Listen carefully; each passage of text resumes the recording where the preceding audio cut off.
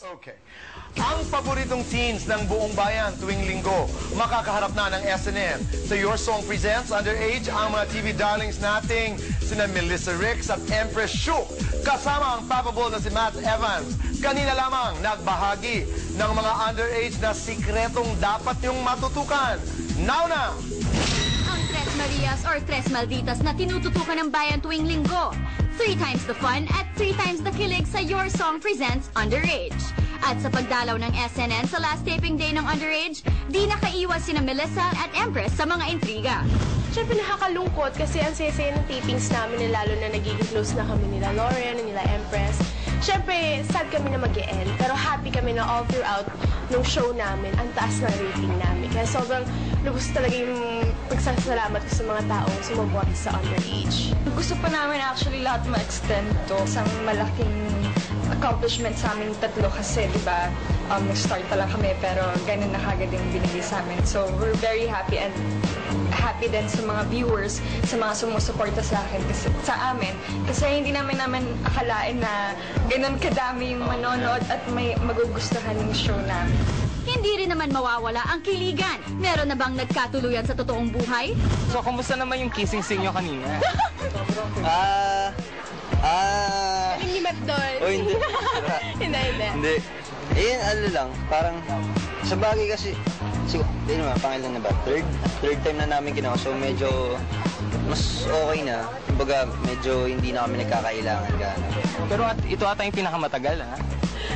Hindi naman, pero siguro si Matt tsaka ako, comfortable na kami sa isa't isa. Hindi na kami nahihiya. Natatawa na lang kami pagkatapos. So, parang, hindi, pero ako, nahihiya pa naman din ako kay Mel. Kasi, nahihiya ako sa'yo kasi ang tagal eh.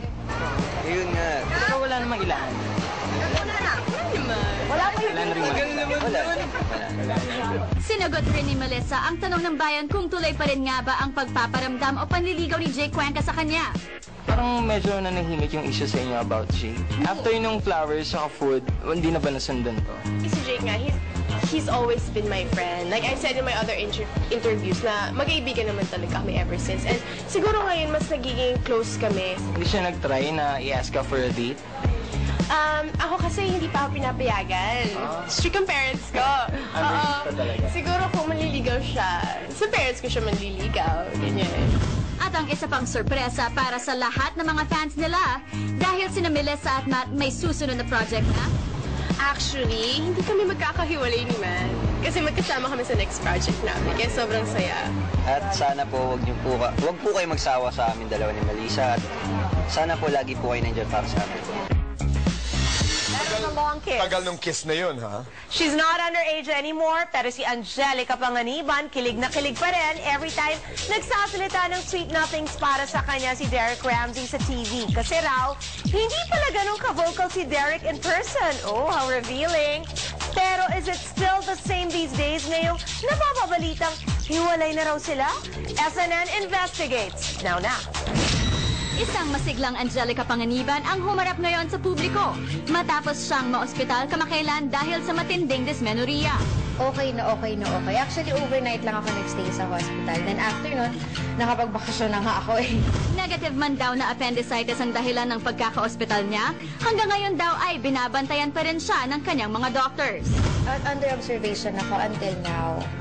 Actually, yung doctors tumatawag pa rin sa akin, kinakamusta nila. Pag dumating sa point na nalagdating ako and then mag-vomit nga daw ako, that's the time na kailangan kong bumalik sa hospital para siguro operahan na ako na sana huwag naman mangyari.